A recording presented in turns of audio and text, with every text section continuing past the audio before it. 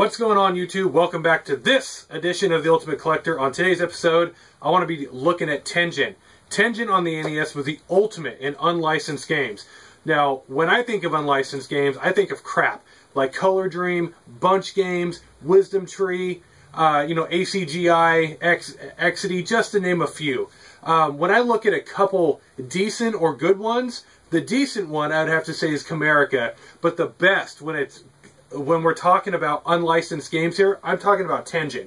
Right here, what I have next to me is the entire Tengen library except for one game, and the only game I'm missing right now is Tetris. But I wanted to show you guys a representation of the entire Tengen library.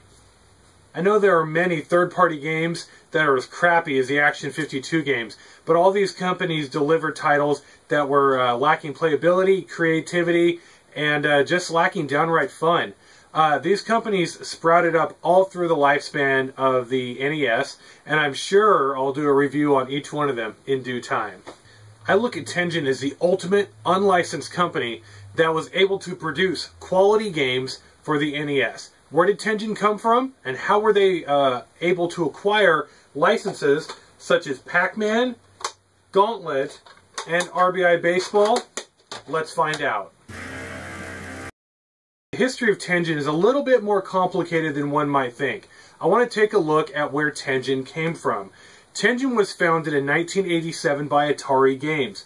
Atari Games was founded in 1984.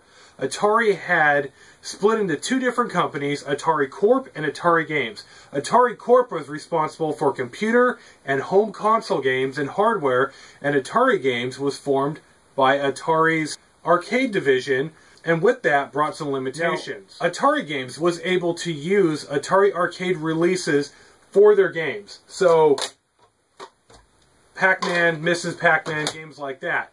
Now this was good, but Atari Games could not use the computer or the console titles branded by Atari Corp.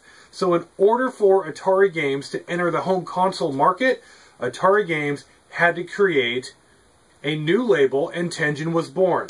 Tengen later on released games by Sunsoft. So now the reason for this was Namco and Sunsoft did not have North American branches established yet. So the Tengen team was desperate to get their hands on the big stage and release licensed games on the NES. Tengen tried to negotiate with Nintendo for a lesser restriction on the licensing, but after the market crashed a few years earlier, Nintendo was unwavering. Nintendo restricted Tengen to only making 5 games a year. The other bad news was that the games must be exclusive to the Nintendo for 2 years. Pac-Man, Gauntlet, RBI Baseball. These right here are the first 3 exclusive games released by Tengen for the Nintendo, hence the quality emblem from Nintendo.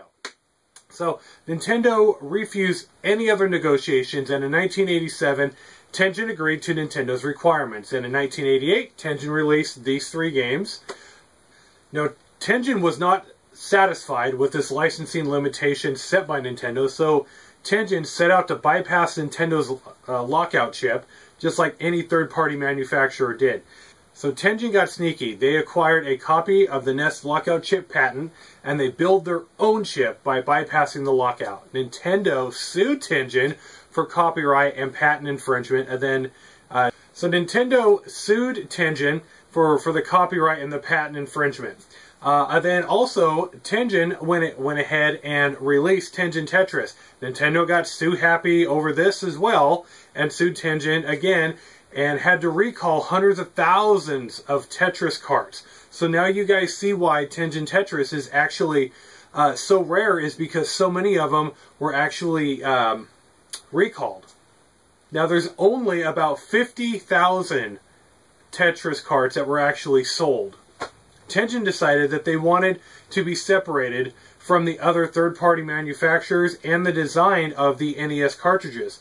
So Tengen decided to go with these black cartridges, which they actually got the cue from the Atari 5200 on cartridge design. Sunsoft released Fantasy Zone, and Afterburner in Japan only. Tengen was the one that actually made the deal with them and picked them up and brought them stateside. We have also the game Klax, Gauntlet. Now, they actually made two different versions. They made Gauntlet, which is the licensed version, and then they also made Gauntlet, which is the unlicensed version. So, to make matters worse, Time Warner ended up buying controlling stock of Atari games, and in 1993, Tengen was deactivated, and Tengen as we know it is all gone except for the black plastic that we have, you know, with these wonderful games inside. So despite all the problems from 1988 to 1993 Tengen actually had some successes. She put out more games than any other third-party manufacturer, and they didn't have to go and change their name 3 different times to put games out just so they could get horrible games out there into the gaming world, like Color Dream, Wisdom Tree, and Bunch Games. But Tengen did not do that. Tengen stuck with one name, one company, and it was Atari that backed these guys up.